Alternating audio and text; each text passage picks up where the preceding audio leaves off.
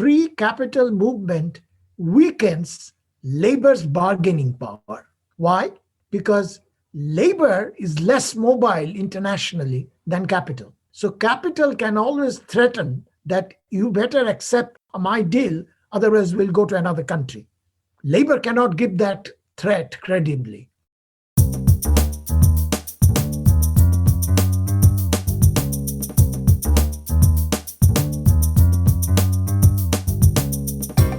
You are listening to In Pursuit of Development with Dan Banik.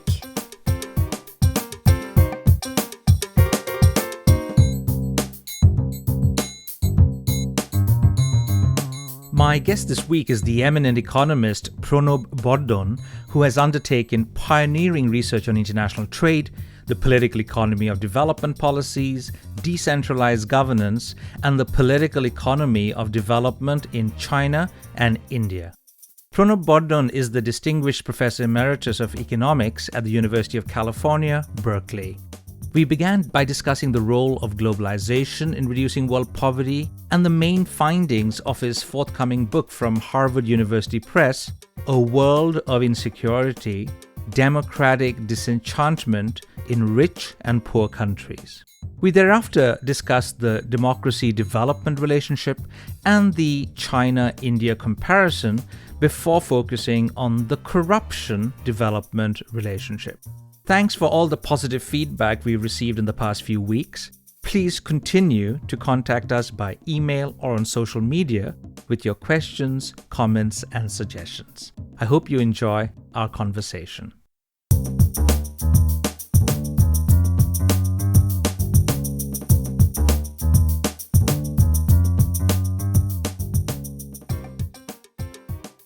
I'm so thrilled, Pranab, to have you on the show. Welcome. Thank you. So let's begin by discussing the relationship, say, between globalization, inequality, and poverty reduction, because there is this kind of phenomenal growth, right, in academic interest on this relationship. There's this ongoing debate on the actual links between globalization and inequality. But perhaps what has received lesser attention, not in your work, you've been highlighting this, is that link between globalization on the one hand and domestic politics in relation to poverty reduction on the other hand. So let's begin by discussing how you view the fact that maybe globalization affects policies on poverty and inequality irrespective of its source. So how would you characterize today the relationship between globalization and egalitarian public policy? Let me first say, I think globalization covers a very large number of issues. I think it is important to separate out the issues related to international trade, which is a big part of globalization, from those relating to capital flows, because I think those have different kind of economic issues involved and also different kinds of politics sometimes. Now, in general, globalization, whether it will increase inequality or whether it will change the distribution of income, if you go back to kind of simple elementary international trade theory, that will depend on different countries' factor endowments. Let me take the point of view of poor countries. Now, poor countries are supposed to be more labor abundant compared to rich countries, most rich countries. So one would have expected that if, from the simple point of view, globalization, if it allows poor countries to export labor-intensive goods, it will help labor in those countries. But in many countries, it has not. And I think it's very important to discuss that aspect, and that will be related to the politics of it. First, let's say some countries have gained from globalization by tremendously expanding labor-intensive exports. China, of course, is the most successful example. But even when China now is moving away from labor-intensive exports, some other countries are picking up. And one of the most important successful case is Vietnam. and to a small extent in India's neighborhood, Bangladesh. But Vietnam, Indonesia, some of these other countries are coming in, not so much India.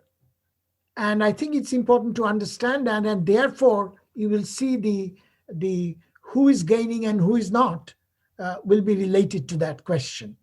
So I think the success of China and Vietnam, and later Vietnam, in labor intensive exports and therefore from globalization has something to do with the situation about skill formation and infrastructure, roads, ports, power, things like that. So, in fact, the skills formation, education, this is social infrastructure and physical infrastructure, roads, power, etc. China, of course, has made tremendous advance in both. And it's not an accident that they were most successful, having had the skills, the minimum skills, and certainly a great deal of infrastructure. China succeeded. Vietnam, compared to India, for example, is better in terms of education and skill formation and infrastructure. Not a great deal better, but somewhat better than India. So, contrast with India is very interesting here. Vietnam is succeeding, not India. What are the success stories of globalization in India? Success stories are in autos and auto components.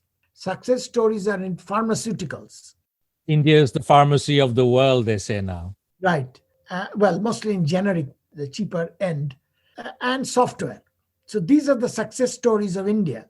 Software is skill intensive, pharmaceutical is skill intensive, and autos are capital intensive, relatively speaking. Not the usual labor intensive exports like textiles and clothing, furniture, toys, etc., and then later mobile consumer electronics. China and then Vietnam has succeeded in those areas, but not India. So as a result, I think the trade has created a great number of jobs in China and Vietnam, but not in India. So, in a sense, the poor in India have not profited that much from globalization, whereas the poor in China and Vietnam have. The question then is, Pranab, what is the role of domestic policy in this story? Is it domestic policies within India that were not appropriate? That's a much more complicated story. I would say that India has not given enough incentives to policies that will help labor intensive industries. So, unemployment is a huge problem. Underemployment is a huge problem in India. But apart from policies of helping those industries, India has been quite deficient in infrastructure. And India has been quite deficient in education and health for a long time. So I think we are, in a sense, in India, reaping those effects, which China certainly and Vietnam to a great extent have been much more advanced than India in both infrastructure and education. So here then we're talking about the role of credit expansion, marketing facilities, land reform, public works programs, cash for work, all of this. And of course, as you mentioned, education and health. These need not be blocked by the forces of globalization, which is sometimes assumed to be. But of course, for these services, these things to be harnessed, you need domestic institutional reform.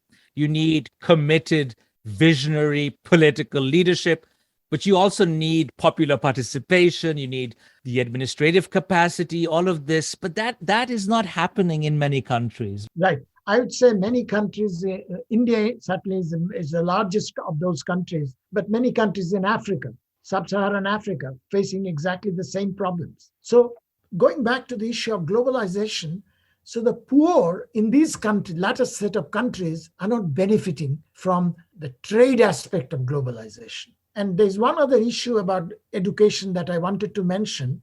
What education and skill formation does, which is very important for globalization, education improves your adaptability. So suppose markets shift from good A to good B. you need to adapt.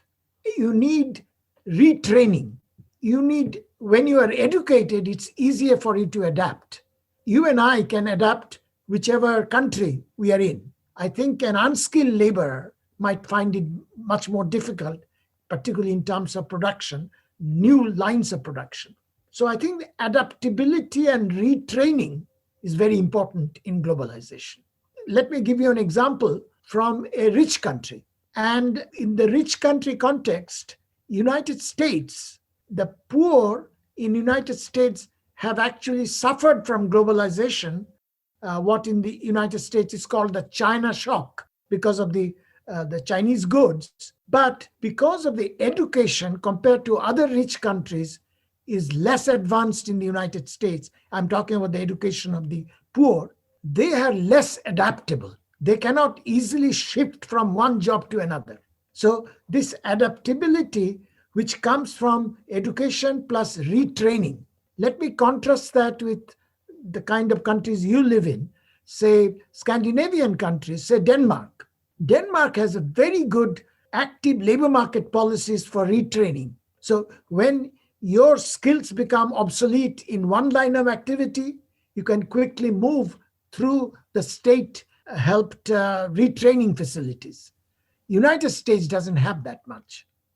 So we're thinking about US and the UK. We're thinking about the rise of populist politicians like the Exactly. Donald Trumps and Brexit happening, that kind of disenchantment. That's what I'm going to come to. But before I do that, just let me mention, since I started by talking about exports, let me say one way globalization does help is through the imports of, because you can become a part of the global value chain. So imports of various kinds of parts and components and tasks, it is possible. So once you have those preconditions, apart from just simple exporting labor-intensive products, much larger issue, can you become a part of the global value chain? And I think China and Vietnam have succeeded in that. India and many African countries so far have not. Some countries, the social safety net is better. And certainly going back to United States compared to Scandinavia, social safety net is not good in the United States. It's patchy. It exists, but it's patchy. So countries where the social safety net is patchy, they find it more difficult to take risks of global markets.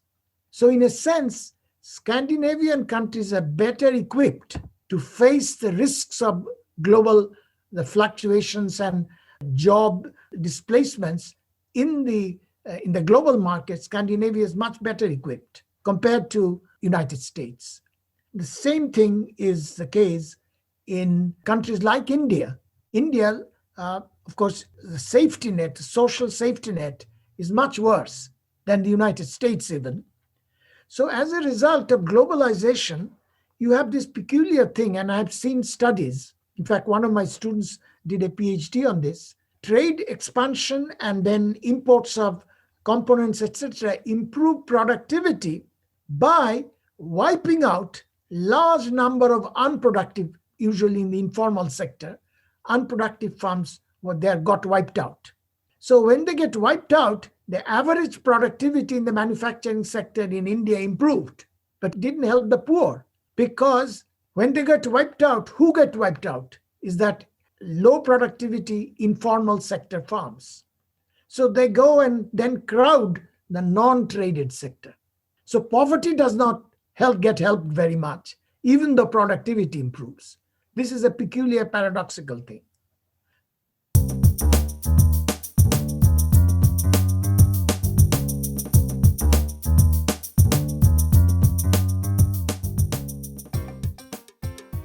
I wanted to actually ask you about that. Two things. One has to do with, because you mentioned it's India and many African countries who really haven't harnessed the benefits of globalization as much as, say, Vietnam or China.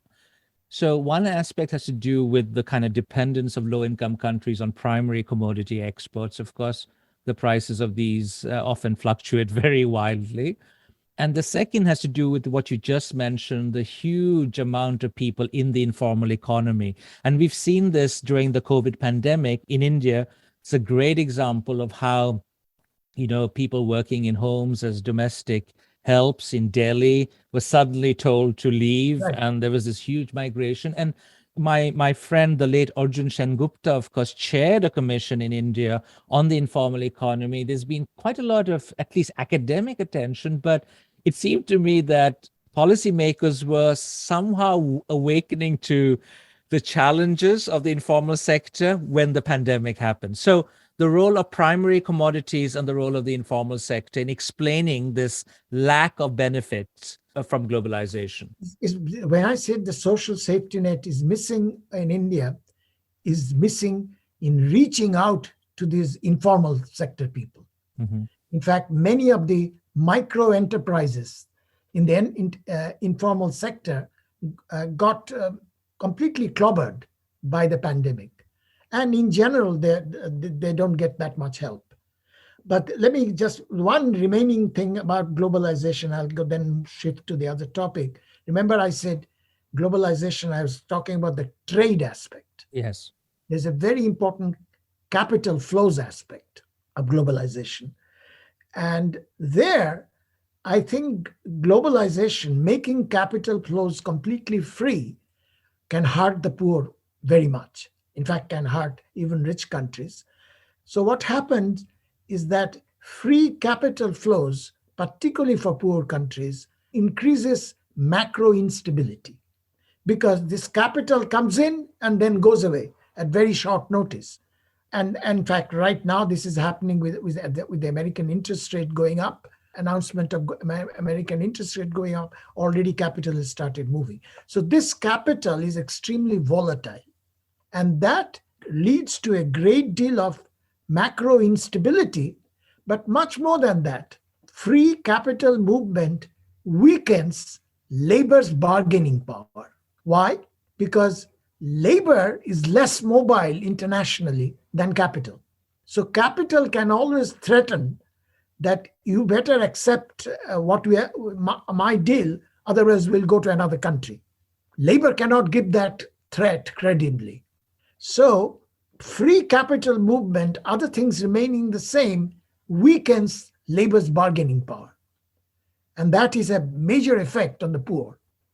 You were asking me about the democratic disenchantment thing. Yes. Here, your audience may be interested to know there's a new book that is now going to press of mine on this subject. Congratulations. You're so prolific. It's being published by Harvard University Press. The title is A World of Insecurity, Democratic Disenchantment in Rich and Poor Countries. This book starts by essentially saying there's a great deal of work in recent years on the rise in inequality all over the world. And that's certainly true. My friend Thomas Piketty has become very popular on this particular issue of the rising inequality. And I have no question that inequality is rising in many countries, though not in all countries, but in many countries.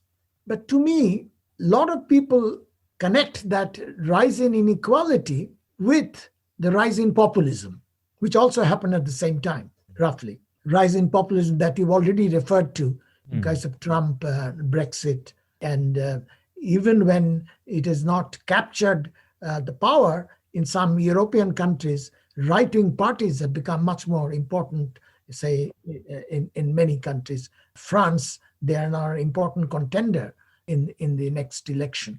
But in poor countries as well, or developing countries as well, India is a major example of rise of right-wing populism, Hindu nationalism, and Turkey is another example. Hungary. In Europe, when I mentioned Europe, I was not just Western Europe, but even in Central Europe, Hungary, Poland, etc. My book then goes into understanding why.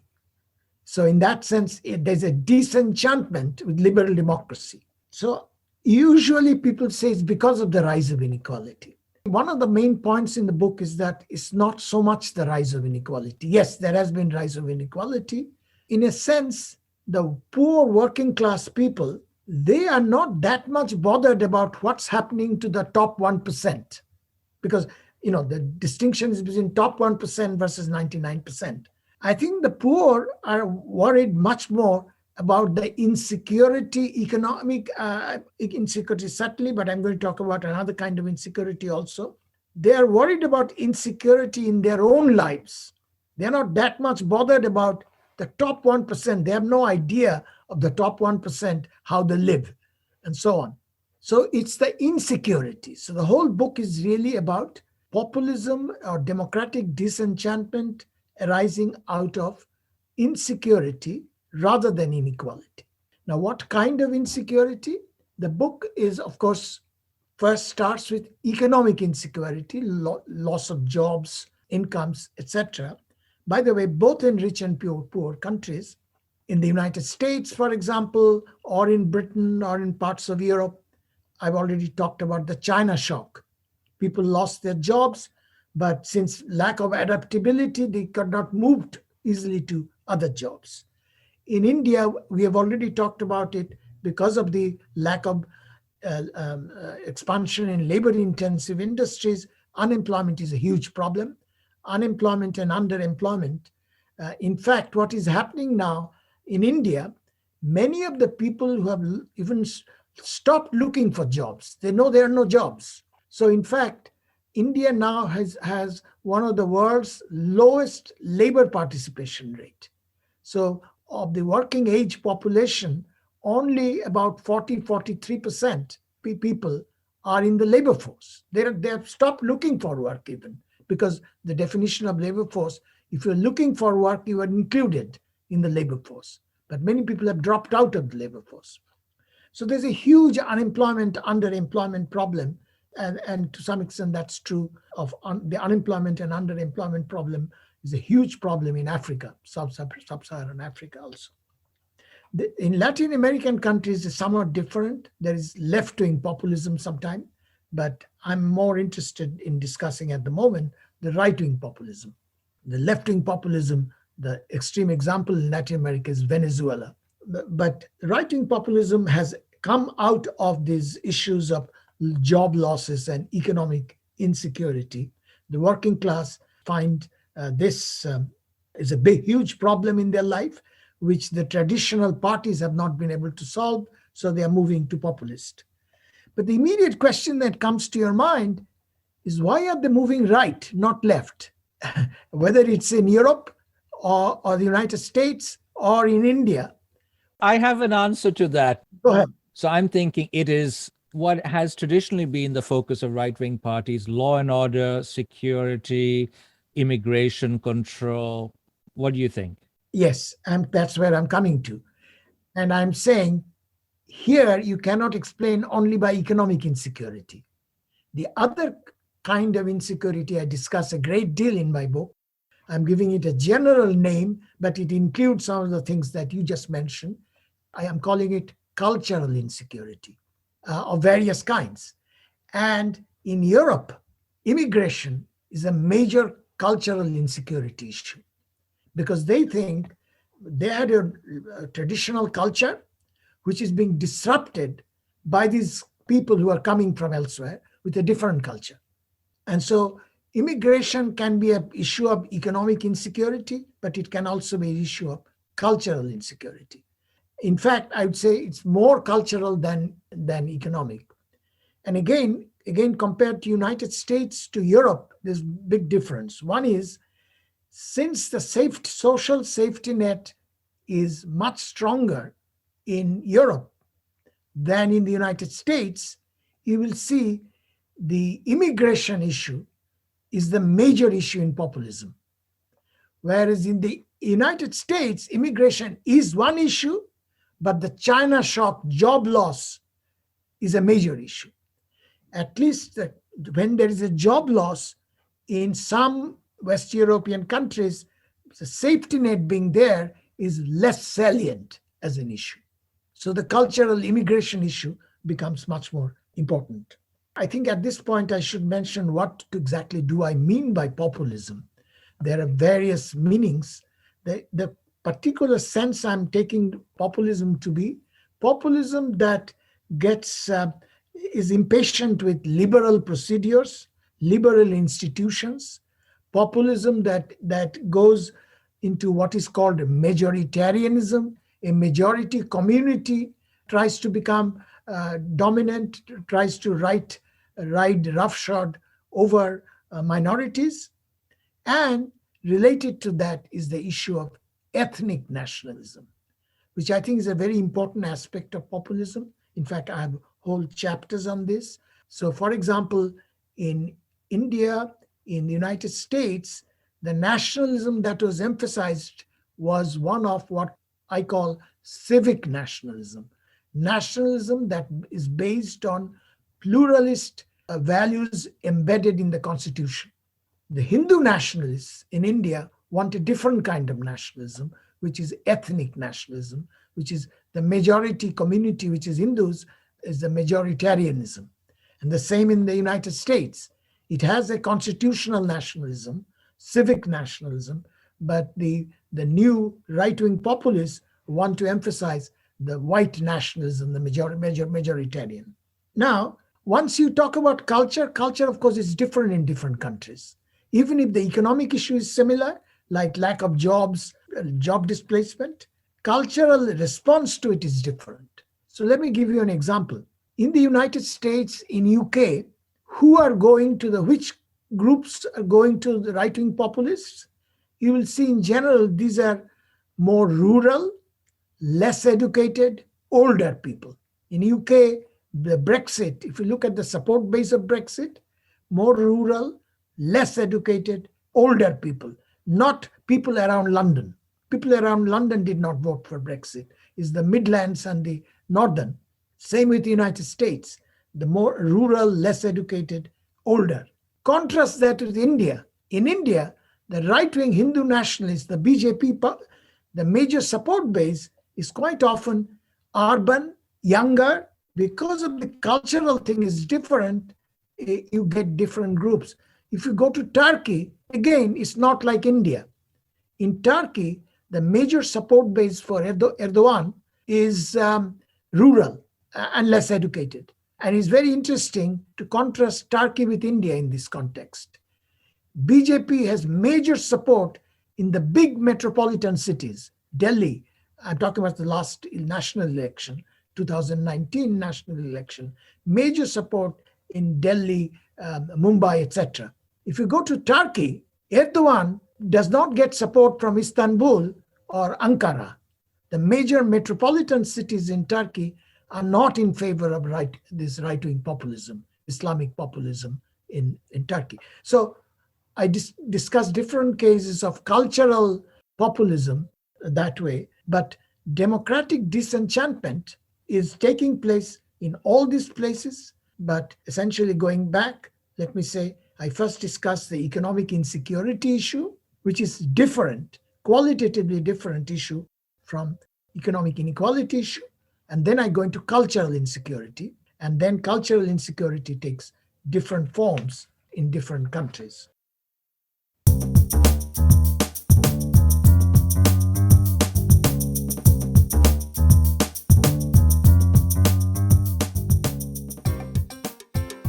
One of the things that I thought of when you were discussing the main argument of your book is that you really are interested and have been working for decades on political economy, right? So I was reading your memoirs and you mentioned how at Presidency University, it used to be called Presidency College in Kolkata, the Department of Economics had also political science involved. And hearing you speak, I feel like, you're a political scientist in addition to being an economist. So I'm just thinking about the fact that you wrote also another popular book a few years ago, I think over a decade ago, called Awakening Giants, Feet of Clay, Assessing the Economic Rise of China and India.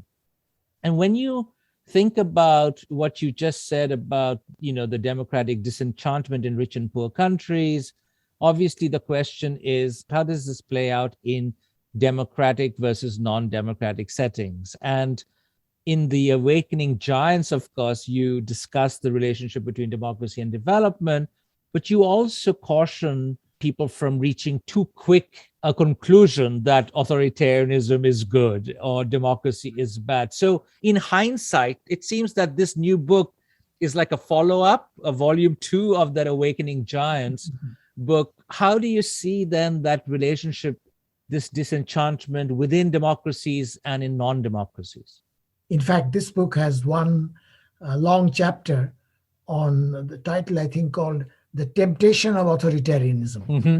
I think on the issue of democracy and development, which is the broader issue that you are raising, first thing to discuss is what does one mean by development? So, for example, China has developed a great deal. In fact, performance in China has been much better than elsewhere. That's certainly in India.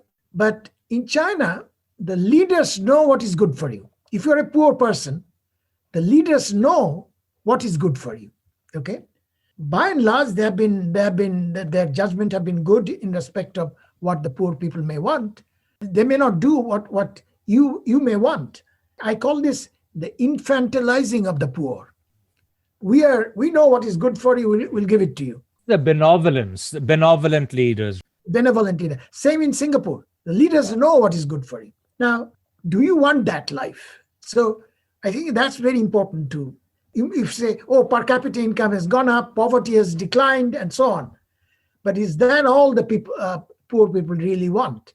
And I'll give you an example where it will be clear cut. And that example goes into the issue of land acquisition, which is a huge issue both in India and China. China, whenever for building a road or building a factory, didn't even consult anybody. They just went ahead, bulldozed, and acquired the land. In India, there have been big agitations, and one of the blocks of industrialization and infrastructure development in India has the land is difficult to acquire.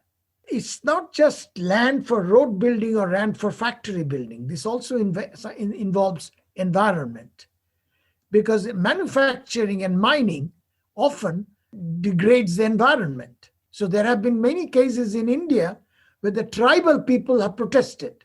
You want to build this mine, you want to build this factory, but we won't allow you because you are trampling upon our ancestral land. We worship our ancestors and so on. So there, China wouldn't even pay 1 minute's attention to that. But in India, you have to, because you depend on these people's votes. So here is a case. You might tell this tribal person who's protesting, your life will be much better. Once the factory comes, he might reply, we don't care. We don't want our ancestors' land to be trampled upon. So the question is, there, of course, you can't go to extreme in either ways. But China goes to one extreme. You should not go to the other extreme, but you have to pay respect to these people's opinions. And that's where my first point is, whose development? Is this what they want?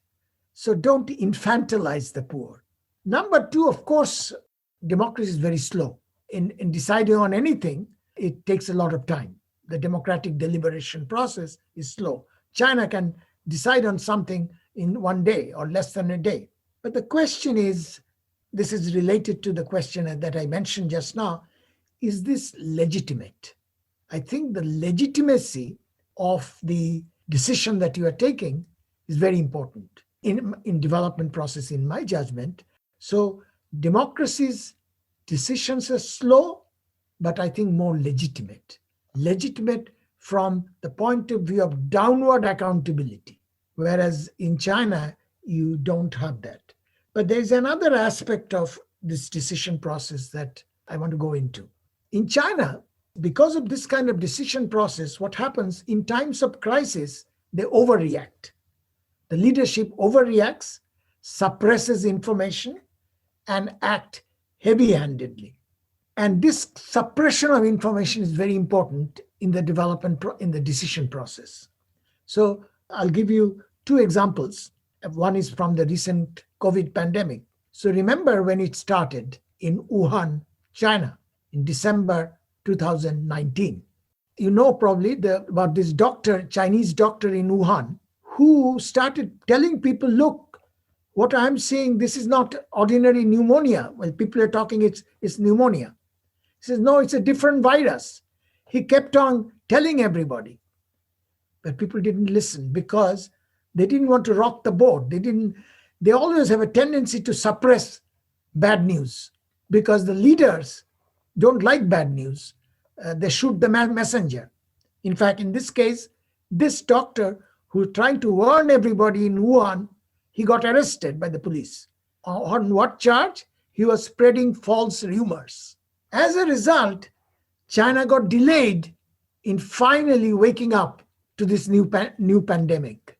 And as a result, the whole world got delayed in waking up to this pandemic.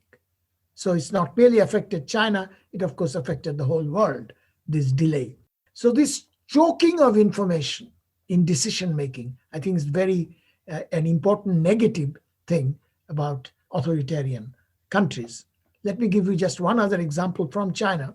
China is now going to have this week the start of a new Olympic, the Winter Olympics. But if you remember the last Olympic that China had in Beijing, 2008, the Summer Olympics, and I think it's mentioned in my Awakening Giants book, just before the Olympics came, the journalists found out a scandalous story of tainted milk supply. Milk that children drink, they found a contamination in the milk supply on a very large scale. Immediately, the authorities said, no, don't publicize it, because the world's attention now is on Beijing because of the Olympics. So they suppressed that news. These journalists, by the way, I read some interviews, these journalists told their relatives, don't drink the milk, but they did not publicize it. Because of the Olympics are coming, the whole world's attention. As a result, about 300,000 children got sick, 300,000, and some died. So that tells you, is this the kind of development? So it goes back to the decision process and the kind of development and legitimacy of development that becomes very important. You've been highlighting how important the lack of democratic accountability has been in China. And for me, the classic case, and through my PhD looking at Amartya Sen's work, etc., is what happened during the Great Leap Forward, the famine. An estimated 35 million people died, not because the state wasn't able to do anything, but because there was no freedom of speech and information was suppressed. So Mao, in many ways, could have reacted earlier. So the role of informal, democratic early warning was not there in China, which caused that. But of course, you raised the more sort of recent example of the pandemic. I wanted to then ask you about India, because you mentioned all of these things about democracy that is good in India. Obviously, one thinks about the Narmada Dam case, where a dam is just not built for 30 years because of protests, etc. So that is the obvious distinction between India and China. But there are, as you mentioned, there's this energetic participation by the poor in democratic politics, every 5 years. There's been protests by farmers in recent years, the last 2 years, and they won, by the way. It was a huge lobby. You would imagine that democracy in India unleashes both the positive and the negative aspects of development. Wouldn't you agree? Yes. The negative is that politicians, because their horizon is short, they just want to win the next election, they emphasize the short term. So whatever they pander to the electorate, and I'll give you examples, which is very harmful. Come election time, in many states, the politicians will offer free electricity, free water. Just imagine what happens to the prospect of long-term investment in water and electricity. So as a result, the long-term suffers, but short-term they win the election. So this is what I call pandering. So democracy leads to this pandering, and there are ways of stopping it. You should take out some of these long-term decisions from these politicians, give it to some independent autonomous bodies which doesn't have to win the next election. In fact, in UK, the British Broadcasting Corporation, BBC, is a semi-autonomous body. So they, even though the Conservatives won and wanted Brexit, BBC took an anti-Brexit position, which is impossible in China and now increasingly impossible in right-wing populist government in India. But pandering is one negative aspect. Second is, and this related, let me give you the example of Mumbai. Mumbai is in some sense the richest city, the financial capital of India. But if you go to Mumbai, particularly foreigners who go to Mumbai, always tell me, urban infrastructure is so bad. They're much worse in different parts of India, but this is the financial capital. You don't have a corresponding level of urban infrastructure. I remember once Financial Times correspondent, a young Englishman, who's just arrived in Mumbai, who was shocked by the state of Mumbai urban infrastructure. So he was asking me, so why is this? I said, look, this is in some sense related to democracy. Mumbai, being the financial capital of India, raises a lot of revenue for the government. But that revenue does not get spent in Mumbai. Where does the revenue get spent? In the whole state of Maharashtra, of which Mumbai is a part, the dominant political groups are in the rural sector. The farm lobbies, the sugar lobbies, those are very important in the totality of picture of Maharashtrian state politics. So even though the revenue is raised from Mumbai, the revenue gets spent elsewhere, not in Mumbai, not as much. So democracy has that, where the numbers are more important, rural sector there, the numbers are more important, therefore the farm lobbies, the sugar lobbies in Maharashtra, they dominate. So that's the other aspect, the short-term aspect and the numbers aspect, depending on the allocation of money, where it will go. And the third problem in democracy, increasingly, is that democracy is regularly undermined, particularly in the United States and increasingly in India, by the role of money in elections. Today, I mean, the amount of money, where unlimited amount of money people can raise. I hear already that Trump, for the next 2024 election, has already raised $100 million in his war chest. And I'm sure there will be much more when the 2024 election comes. In India, they have a system of what is now called electoral bonds, where any businessman can donate. You don't have to disclose the amount, an unlimited amount. No limits, no disclosure. It's called electoral bond. You buy a bond of the State Bank of India and anybody can donate. So big corporate houses donate. But since the State Bank of India is a government bank, the government knows who's the donor. And as a result, you are a corporate house. If you're going to donate to the opposition, you can buy bonds. But you know the government knows. Government will know. So even though the public will not know, the government will know. So in general, you give more to the ruling party. In fact, already some evidence that at least 3/4 of those donations are going to the ruling party. And as a result, there's a quid pro quo. When the businessmen donate, they expect something in return.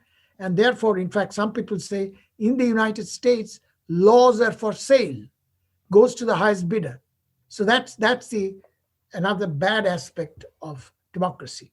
Some of these arguments you raise are precisely the arguments that Chinese policymakers highlight as the big problem. And that is why they believe democracy wouldn't work in China, because prosperity, the growing prosperity of the middle class, all of this is dependent on the party state to guarantee law and order, to avoid all of these uncomfortable side effects of democratic elections, which brings me to another area that you have done extensive work on, which is the corruption development nexus. And I vividly remember reading a piece you wrote many years ago where you actually compared Indonesia and India. Because in that piece, you said that both countries, have high levels of corruption. And this was a time you were looking at Suharto's time in Right. Indonesia. And you highlighted the important role that bribery or centralized bribes have. That corruption can actually, like you were saying about these business houses, corruption could be very effective if you bribed the really important politicians, which was happening in Indonesia, Suharto and his cronies. Whereas in India, you said, and you highlighted that corruption was at the low level. And that is why corruption was not benefiting development. So, Pranabda, all of these decades later, do you still believe that centralization of bribery is important? I think it depends on what you mean by corruption. I think it's very important to distinguish between two types of corruption. One type of corruption, the term that you just mentioned, it happens in the low level every day. So in India, if you stand in a street corner where the traffic is being directed by a lowly constable, with one hand he's showing which way the cars should go. The other hand is stretched out, essentially as passing trucks, passing lorries will put some money because they are probably carrying above the weight they're supposed to carry or whatever. They're violating some law. So they just donate coins on the outstretched hand of the constable. So you see that all the time, and you know how corrupt India is. But I tell people, if you add up all these coins that are put in the hands of the outstretched hand of thousands and thousands of policemen, it will be much less than the corruption in one single transaction of the US Defense Department when they buy a big military aircraft. Because that's closed door, one transaction, but it's such a huge transaction. So I think one should distinguish between petty corruption and grand corruption. But some would say it's the corruption of need versus corruption of greed. There is greed in also on both cases. The cases that I just mentioned, there's greed on both sides. Is the scale. Since we see it all the time in the street, we think there's a lot more. But more in what respect? Probably in terms of value. This military aircraft buying, which by the way happens in India also, when they buy military aircraft, there's probably more corruption there, the grand corruption. But there is another way you can classify this. One is kind of corruption where you bribe a little bit to the clerk so that your file moves faster, which sometimes is called speed money. This is actually part of petty corruption. But the other kind, which is much more insidious, is where you bribe the official to look the other way, not doing what she would otherwise supposed to do, as in the case of pushing the file, but look the other way. The official does something he's not supposed to do. So you are a smuggler and the official the customs officer looks the other way in exchange of a bribe. You are a tax evader, the tax assessor guy looks the other way. Or you are a polluter, the environmental inspector looks the other way. So the official does things which he's not supposed to do. And this is much more insidious because think of the smuggler, think of the tax evader. There, both the briber and the bribee have the interest in not reporting. Whereas the clerk whom you are paying to push the file, you are very reluctantly doing it. And in fact, if you have a chance, you complain about it. So you have an incentive to report. So the petty corruption gets reported more often than these other kinds of corruption. I think it's very important to keep that in mind. All this is possible because the service provider has a monopoly power, because you can't get that service anywhere else. Now, let me give you the example how technology is now changing it over time. So suppose you want for your passport. In India, for example, the passport offices, if you go to the passport office, So a tout will come and says, sir, I'll get your passport. Done, you pay me so much. Now that corruption is declining. You know why? It's because of technology. Yes. Now the government has authorized many agents where you can online apply for passport, and you will get your passport and maybe by mail, etc. So the monopoly aspect of the service is declining because of technology has made it more possible. So the government keeps some broad supervision, but had outsourced it to large number of passport agents.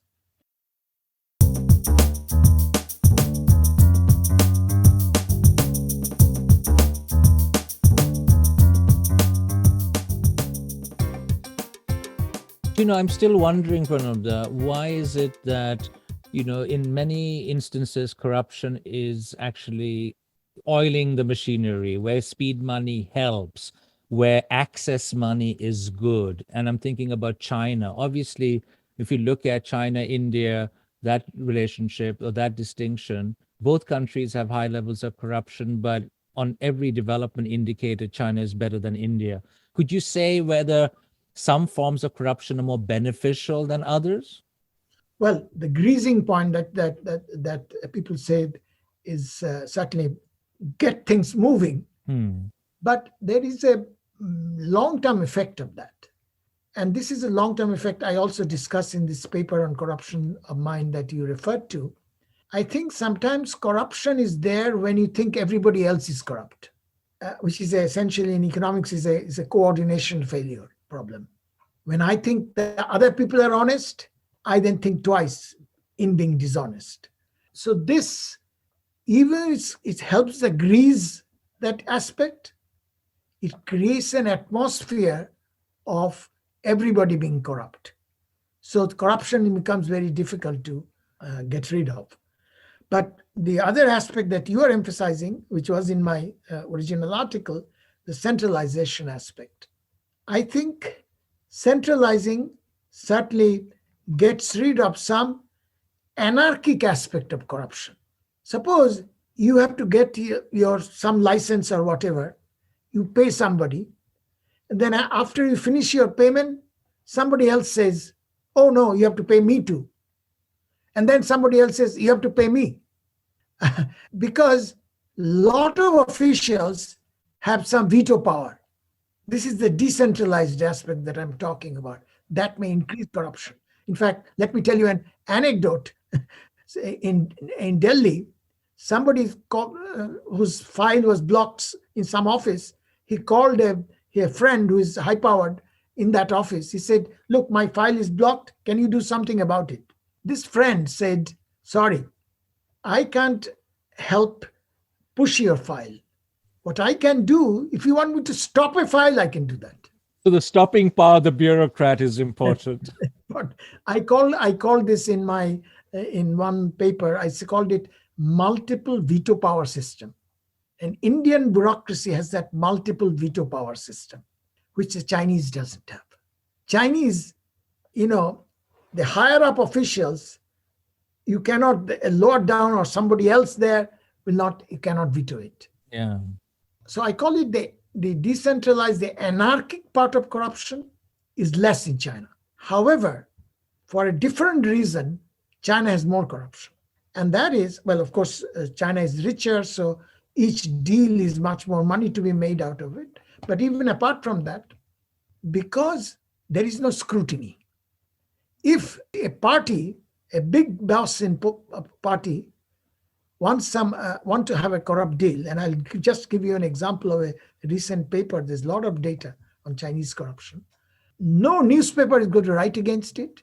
No TV is going to talk about it because information is suppressed, censored, and everything. So because there are no checks and balances, it can make you more corrupt because you can get away with more corruption. And let me give you that example.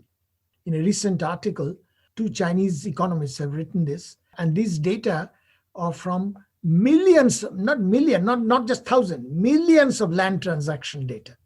and they have analyzed those. They find in China, you give land deals to business, local business or super local business, and that the party secretaries decide. So this paper shows that provincial party secretaries, in selling local land to business, the business quite often is connected with a Communist Party member. So suppose you are a Politburo member. This paper shows on an average, if you are a Politburo member, you get a 60% discount in getting the land. Okay? So that's how the big grand corruption takes place in China. In return, this is a quid pro quo deal. In return, the same paper shows the provincial party secretary, which gives this land to you, you are a Politburo member, and then you have your business with that land. In return, and this is one of the findings of the paper, such discount givers have a 23% more likely to be promoted to positions of national leadership. So there's a quid pro quo, promotion of party officials, and you give them these land deals. So I would say both India and China, the grand corruption is in the form of the nexus between business and top politicians. In India now they call it crony capitalism. A few business houses, whether it's Ambani's, Adani's, and a few others, get special deals from the government. Same thing in China. The Chinese, of course, now have a big anti-corruption movement, but what I hear that those are also often against the political rivals of the top leadership. So it's against particular people. But in both countries, the business politics nexus is the main cause of grand corruption. But I would say it's more in China, this grand corruption, because there is no checks and balances. Newspapers, TV stations will not write about it. There is no scrutiny.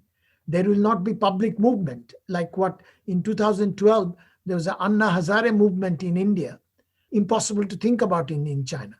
But unfortunately, having said all this, unfortunately, on this matter, India is approaching China because, again, now, if you want to criticize the top leadership in India, it's very difficult to do. It's not impossible, very difficult to do because the media is very much in control or in suppressed by the top government. So in this respect, India is approaching China in the wrong aspect, I would say.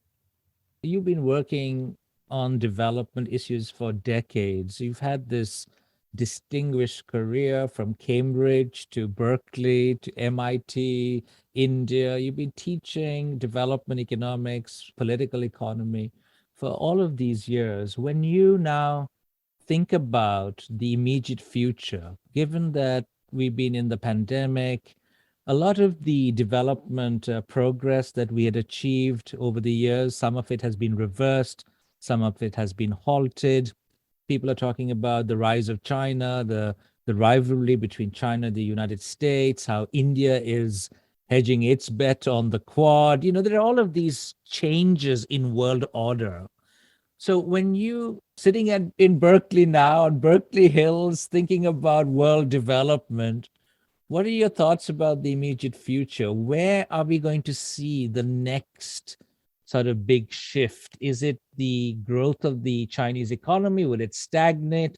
What is India going to do? And then finally, what about all of these countries in sub-Saharan Africa where there's still the need for economic growth, there's still need for redistribution of that growth? Is this going to happen in the near future? What are your thoughts there? Well, I don't know how to interpret your question. Is it a question about what I predict, or is it a question of what I'd like to see? Both. Let's start with prediction and then the hope and aspiration. Prediction I'm very bad at. And in fact, I always remember Galbraith, what he said, economists are at their worst when they take the function of astrologers. and and I'm not the only economist in as bad predictors. There have been many people who have been bad predictors. The geopolitical China United States thing is probably going to get worse. However, and this is probably more wishful thinking, I think both sides know the limits. So it will get worse, but not too much. Yeah. But one never knows. If 2024 Trump comes to power, then all bets are off, as they say. But the geopolitical situation will get worse. I think the major issue, if you look at the economic issues, I think there will be attempts in different countries for the tremendous rise in inequality, etc. I think in reaction, people will realize. I think even corporate sector is become a little more sensitive to issues of inequality. So I expect better things, not a great deal better, but some better things to happen in the economic issue.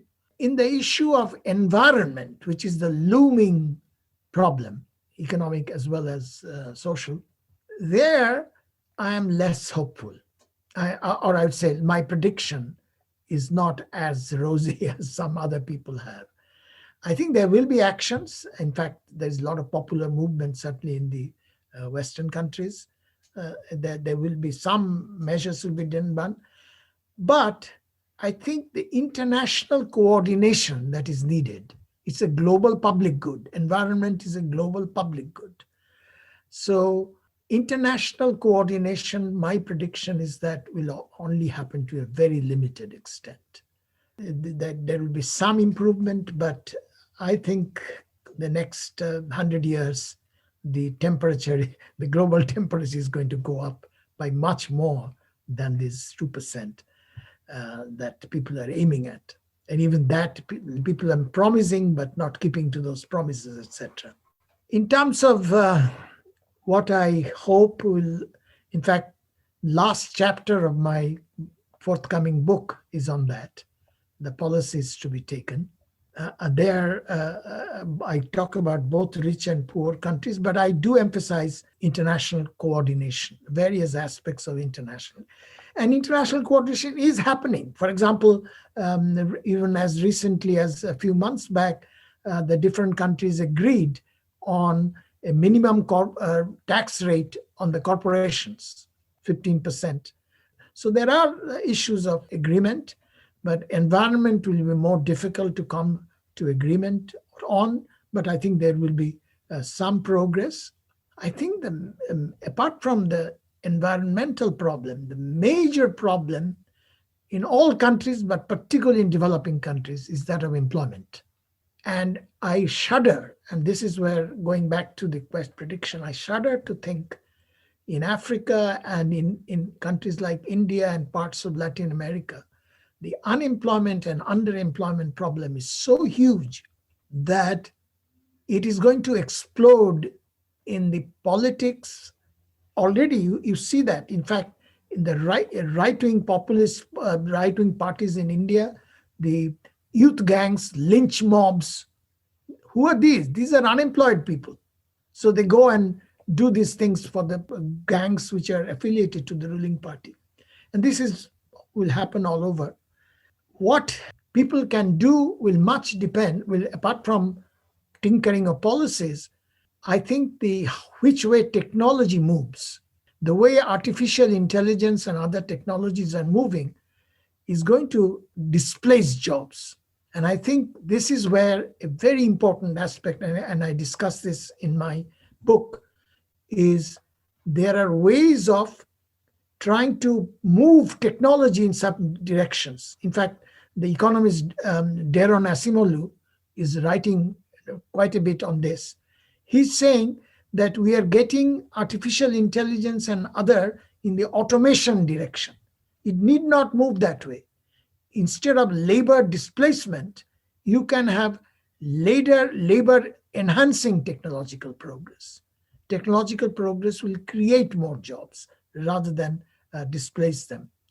And that, who decides which way the technology moves, will much depend on corporate governance. Much of it is in the private sector, but the public sector is involved because quite often the public sector gives capital subsidies, which then encourages automation in technological progress. Remove these capital subsidies, remove the fuel subsidies, etc., which can try to move technology, in the case of environment, toward renewable technology, in the case of jobs, toward labor-enhancing technology rather than labor-displacing technology.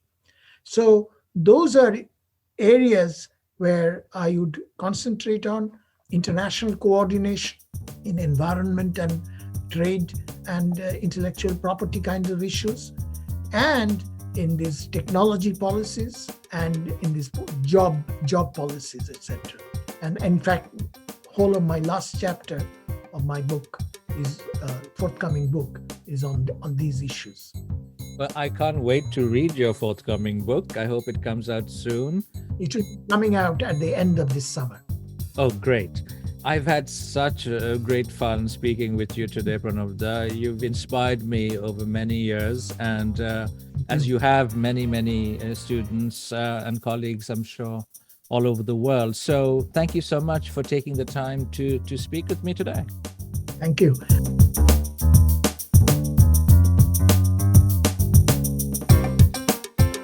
If you enjoyed this podcast, please spread the news among your friends and share it on social media. The Twitter handle for this podcast is GlobalDevPod.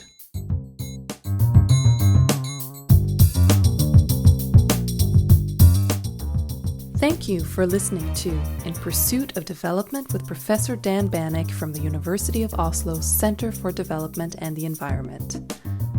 Please email your questions, comments, and suggestions to inpursuitofdevelopment@gmail.com.